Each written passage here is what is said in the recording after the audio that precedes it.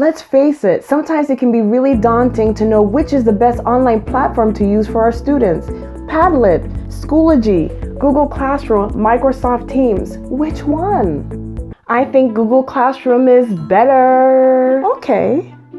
Google Classroom is the best.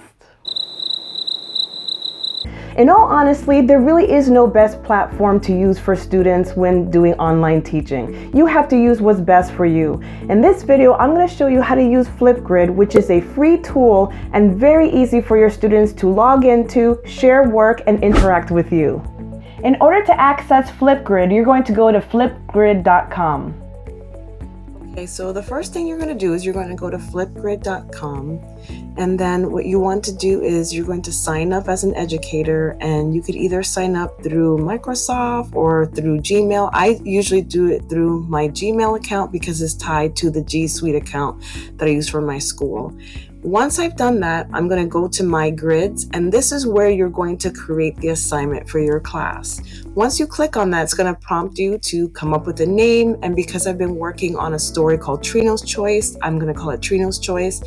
And you have 3 different options in how you enter student data, but I usually use school ID because you can use that and you can make up anything you want. So you're going to write the student's name, their first and their last, then there's ID. If you don't have a specific ID, make up one, because then you can assign that to the student and that's how they're going to log in.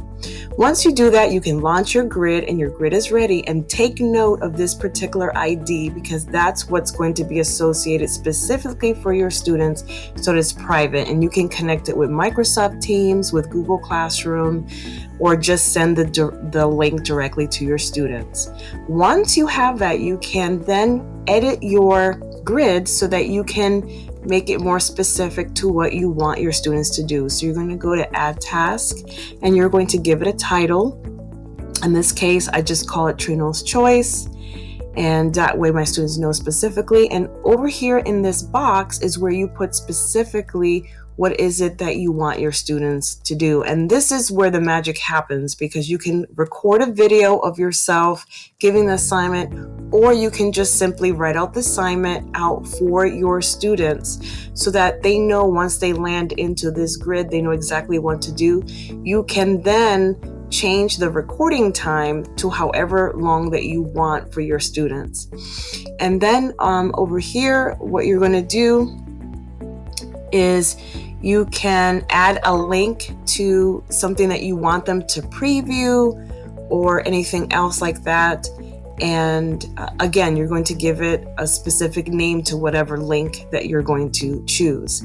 And over here under topic status, this is really important because you want it to stay active. Over in this example, I put hidden, but you want to leave it active so that your students can actually find it. Otherwise, it won't be present to the students. Have you ever used Flipgrid in your classroom? Please let me know in the comment section below. So now I'm going to show you what it looks like for a student and how they're going to log in and be able to add work. And you will find that it's very easy and very seamless for your students.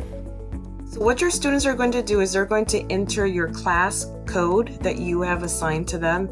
And then here is where they're going to put the ID that I mentioned. Once they do that, they're immediately going to be able to see the assignment. If you have multiple assignments, they will see various links and they just have to click on the one that is assigned to them that you want them to work on that. Once they're ready to record, they're going to press that green button that you just saw. It's going to count down from 3 to 1. And I always tell my students to cover their webcam with their finger or with a piece of paper. That way they're just recording their voice. And it will record for as long as the student wants to record or the time limit that you have set. And then there's different options. They can add text, which is a lot of fun. They can add stickers to cover their face if they decide not to cover the webcam. A lot of my students have done that. And also when they're actually recording it, once they can play it back and they can edit it, and they can delete any parts of it that they don't want in the final version. So there's a lot that they can do before the actual final edit. And once that edit is exactly how they want it to, they can then take a selfie again they can just cover the webcam and they can submit their video by titling it specifically. I usually ask them to title it as their name, and then they're ready to go. They can submit their video.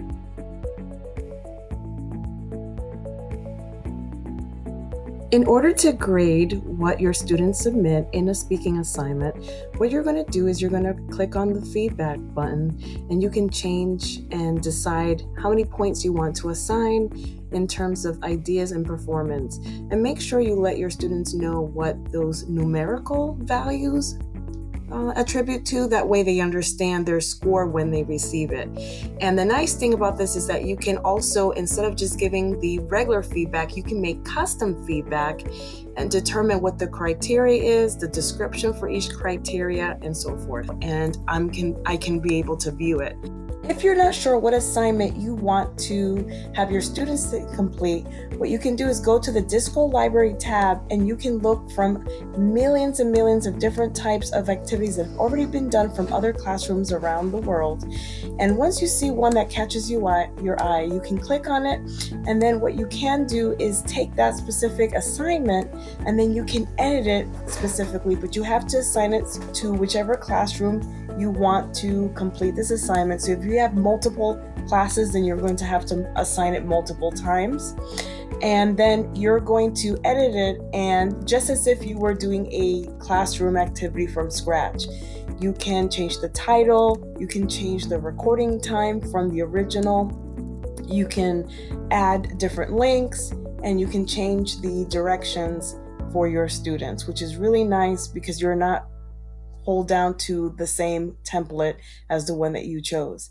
And just as we did with the original one, you can change all the different settings, and then you can send it to your students and they're able to complete the assignment.